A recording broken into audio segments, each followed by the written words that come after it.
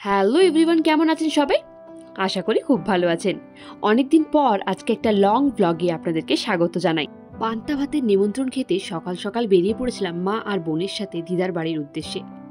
গিয়ে দেখি দিদা পুজো করছে। দেখে কেউ বলবেই না এই মানুষটা কিছুদিন আগে বাথরুমে পড়ে গিয়েছিল। তবে দিদাকে যখনই আমি এই অবস্থায় দেখি মনটা কিন্তু ভীষণ খারাপই হয়ে যায়। পুরনো কথাগুলো মনে পড়ে যায়। মনে হয় এই তো সেদিনই যেন আমাদের নিয়ে এত স্ট্রংলি বাজার থেকে ঘুরে আসতো, আর আজকেই বয়স বেড়ে একেবারে কুঁজো হয়ে গেছে।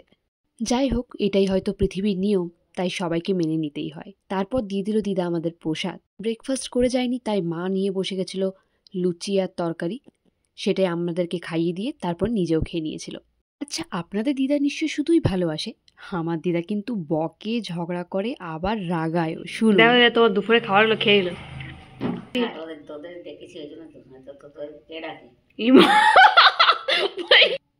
তবে হ্যাঁ, রাগা, বকা, ঝগড়া, ঝামেলার মাঝখানে ভালোবাসার কিন্তু একটুও ঘাটতি ঘটেনি। কোনো অকেশন থাকলে দিদার মনটা ভীষণ খারাপ হয়ে যায়। মামারা কাজের সূত্রে সবাই বাইরে থাকে, তাই আমরা গেলে একটু ভিডিও করে কথা বলে আর কি। তারপর বেলা অনেকটা বেড়ে এসেছিল। প্রস্তুতি নিচ্ছিলাম আমরা দুপুরের খাবার খাবো বলে। ছোটবেলা থেকেই ঠিক এই জায়গাটাতে রোদে বসেই আমরা ভেজা ভাত খেতাম, কিন্তু এবছর প্রচুর গরম পড়ায় আমরা খাবারটা কমপ্লিট করেছিলাম বাড়ির ভেতরেই। আগে যখন দিদার বাড়ির ব্লগ আপনাদের দেখিয়েছিলাম, তখনও দেখেছিলেন মা কিন্তু ঠিক পেয়ারা পাড়ার কাজটা সম্পূর্ণ করেই যায়। আবার বেশি করে নিয়ে আসে পেয়ারাগুলো, যাতে শুধু নিজের নয়, আশেপাশে যত আন্টি আছে সবাইকে দেয়। গাছের ওপর কিছু দেখতে পেলে অবশ্যই কমেন্ট করে জানাবেন। খাওয়া দাওয়া কমপ্লিট করে বসতে না বসতেই দরজায় বারবার করে কড়া নাড়ছে। এই গ্রামে আগে একটাও বড় বাড়ি ছিল না। গোটা গ্রামের থেকে প্রচুর লোকেরা পান্তা ভাত নিতে আসেন দিদার বাড়িতে। এটা আমি ছোটবেলা থেকেই দেখে আসছি। এবার দিদার শরীর খুব একটা ভালো ছিল না, তাই কাউকেই ডাকেনি। তাও তারা নিজে থেকে এসেছিল। তাদের তো আর ফিরিয়ে দেওয়া যায় না, তাই সামর্থ্য মতো যতটুকু সম্ভব হয়েছিল দিদা দিয়েছিল। এই মেয়েটা ভীষণ লাজুক, তাই কথা বলার চেষ্টা করছিলাম।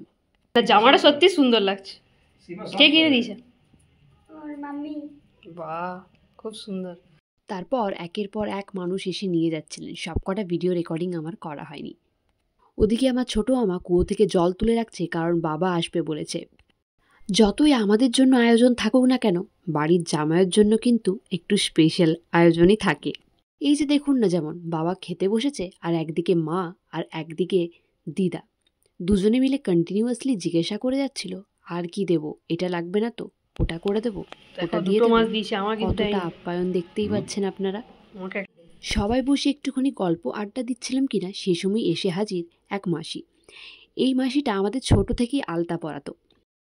প্রতি বছরই দিদার বাড়িতে পান্তা ভাত, কলাই সেদ্ধ নিতে আসে। এই বছর তার বিকল্প ঘটেনি। গেলে প্রতিবার দিদা বলে, একটা রাত অন্তত থেকে যা, কাজ থাকার জন্য বাড়ি ফিরে আসতে হয়। খুব জলদি আবার দেখা হবে দিদা, তুমি শুধু সুস্থ থেকো।